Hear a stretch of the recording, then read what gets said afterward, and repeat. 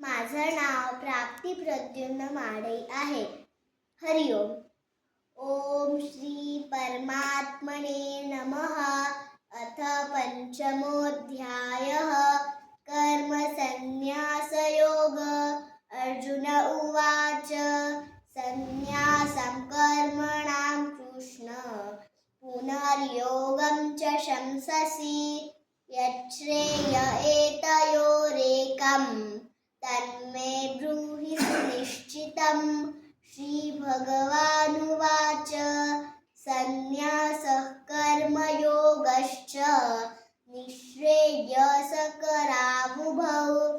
तयोस्तु कर्मसन्न्यासात् कर्मयोगो विशिष्यते. ध्येयः स नित्यसन्न्यासी यो न द्वेष्टि न काङ्क्षति.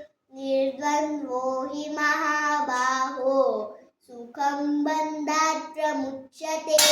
साङ्ख्ययोगौ पृथक् बालाः प्रवदन्ति न पण्डिताः. एकमप्यास्थितः सम्यक् उभयोर्विन्दते फलम्. यत्साङ्ख्ये प्राप्यते स्थानं तद्योगैरपि गम्यते. एकं साङ्ख्यं च योगं च यः पश्यति स पश्यति. सन्न्यासस्तु महाबाहो दुःखमाप्तुं मयोगतः. योगयुक्तो मुनिर्ब्रह्म न चिरेणाधिगच्छति. योगयुक्तो विशुद्धात्मा विजितात्मा जितेन्द्रियः. सर्वभूतात्मभूतात्मा कुर्वन्नपि न लिप्यते. नैव किञ्चित् करोमीति युक्तो मन्येत तत्त्ववित्. पश्यन् शृण्वन् स्पृशन् जिघ्रन् अश्नन् गच्छन् स्वपन् श्वसन् प्रलपन् विसृजन् गृह्णन् उन्मिषन् निमिषन्नपि.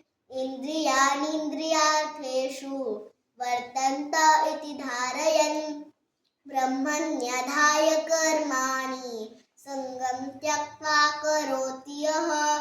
लिप्यते न स पापेन पद्मपत्रमिवाम्भसा. कायेन मनसा बुद्ध्या केवलैरिन्द्रियैरपि योगिनः कर्म कुर्वन्ति सङ्गं त्यक्त्वात्मशुद्धये. ॐ तत्सत् इति श्रीमद्भगवद्गीतासु उपनिषत्सु ब्रह्मविद्यायां योगशास्त्रे श्रीकृष्णार्जुनसंवादे कर्मसन्न्यासयोगो नाम पंचमोऽध्यायः.